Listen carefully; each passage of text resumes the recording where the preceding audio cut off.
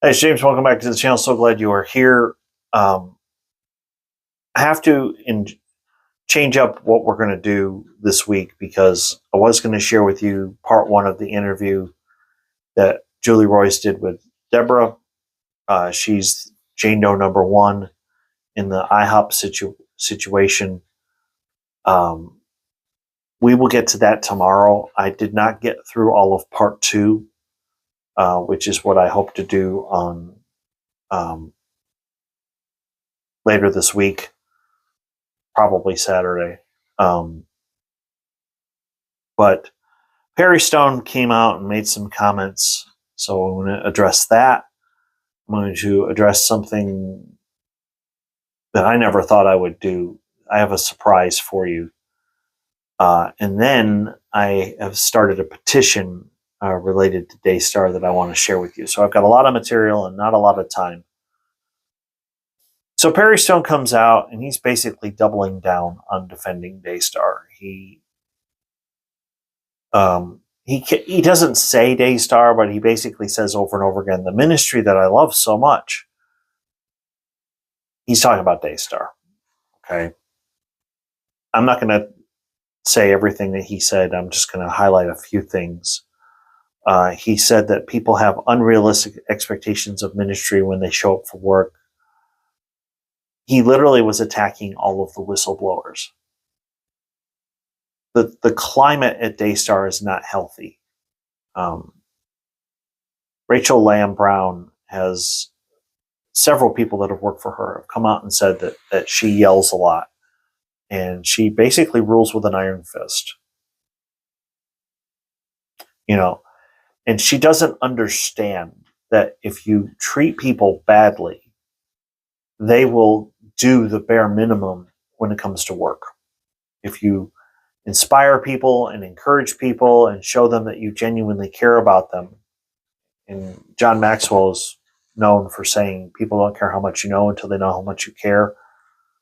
I'll just say this. I can't talk about my day job here, but I'll tell you in my current position, I've got an amazing supervisor and I would run through a wall for that guy. I would run through a wall for that guy because I know he cares about me.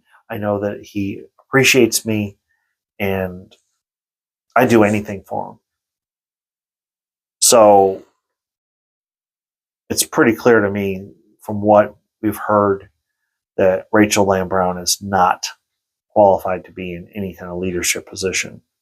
But the funny thing is, Perry was talking about, he said, in our ministry, we give people an hour lunch. It's not 20 minutes to drive to somewhere and then eat for an hour and then 20 minutes back. We don't give 2-3 hour lunches around here. He was directly referencing what Steve Wilhite said in his video. And it was nothing more than a subtle jab at Jonathan Lamb. That's all it was. That whole video was attacking Jonathan Lamb, attacking the whistleblowers. That's all Perry Stone did. And he's got to, it's so gross. This is nuttier than a Snickers bar. Because if you remember, from 2020 to 2023, we were dealing with the pandemic. So there were a lot of people that were working from home. And I have no doubt in my mind, I haven't talked to Jonathan about this. I hope one day to be able to talk to him. That Jonathan Lamb probably at least a couple days of the week worked from home. And so Steve would show up at the office. Where's Jonathan? Some people, I'm kind of in between. There's an older group of people, that I work with. And then there's kind of a younger group of people that I work with. I'm kind of in between. So I understand technology a little bit better than your average 67-year-old. And so I know people that work from home. I can't talk about my day job, but I can tell you that there are situations where I needed to contact somebody from HR or from travel or And I would just shoot him an email and be like, ask him a question. And then like 10 minutes later, I get a response. So I know they're working. And I have no doubt in my mind that over the last 4 years before Jonathan was abruptly fired from Daystar, most likely he was working from home. So people try to say, well, he took a 2-hour lunch. Like, no, he was working from home. So that whole video by Perry Stone, he's just trying to defend Daystar, and it's crazy. It's nuttier than a Snickers bar. Now, the surprise. I was thinking about the whole situation with Jonathan and Susie because I just started a petition, which I'll tell you about here in a minute. And I had a doctor's appointment this morning, but I wasn't able to go to the pharmacy afterwards, so I had to wait until after I was done with work.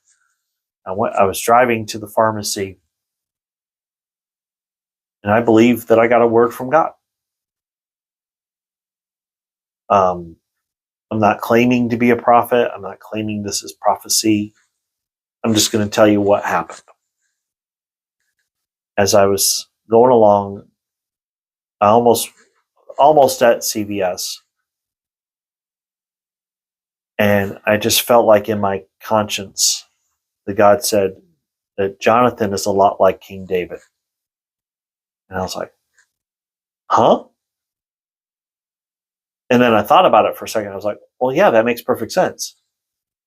King David was anointed to be king when he was a teenager. In fact, Samuel the prophet, when he had all the sons of Jesse come in front of him, and nope, not him. Nope, not him. Nope, not him. Is there any other left? Well, there's David. He's watching the flock. And Samuel said, I'm not going to sit down until he shows up. Go get him. And he brings him in, and David stands before him, and he anoints him as king. You think his brothers might have been a little jealous? Think about what we know that Marcus Lamb said 2 days before he died. He said, Jonathan's going to be my successor. Rachel will sit at one side, although she never mentioned Joshua. And Rebecca will be at the other side with her husband. Do you think the people in the room that heard that phone call when Marcus Lamb was talking to Denise Boggs, do you think they were a little bit jealous? I do. Joni probably was a little more than a little upset. Right now, spiritually speaking, Jonathan's like is like David running from King Saul. So what I believe I heard from God makes sense. I'm not going to claim to be a prophet. I'm not going to claim that this was prophecy. I'm just going to tell you this was as real as if like Jesus was sitting in a passenger in my car that I heard that. And I pray to God that it is true and that one day Jonathan will be in charge. Speaking of Jonathan and Susie, I am sick and tired of Daystar suppressing this and trying to pretend like it never happened and acting as if like everything's fine. Pay no attention to the man behind the curtain. You know, the whole Wizard of Oz thing. And since the situation in Ohio has changed, where the Keseys, Greg and Deidre Kesey, somebody filed a change.org petition, and it was directed to the DA to say, we need to charge this guy and he needs to be investigated. Well, they got the 2,500 signatures and somebody has been assigned to the case. So I looked at that and said, what if we did that for Daystar? So I'm going to put the QR code right here. You could also look up my name. Just type in James Paul White and Daystar on change.org, and you'll find the petition, and I'm asking people to please sign it. I'm hoping for at least 10,000 signatures. We need to make a crystal clear stand that mistreatment of any kind, especially towards a minor, is not acceptable. I'm not here to bash Daystar. I'm not here to bash, any particular ministry. What I want is to eliminate abuse. And I don't care who did it. Whoever hurt Jonathan and Susie's little daughter needs to go to prison. So I'm urging you, please, go to change.org, sign that petition. You can use the QR code, or you can just look up my name and look under, say, James Paul White, Daystar. You should be able to find the petition. So,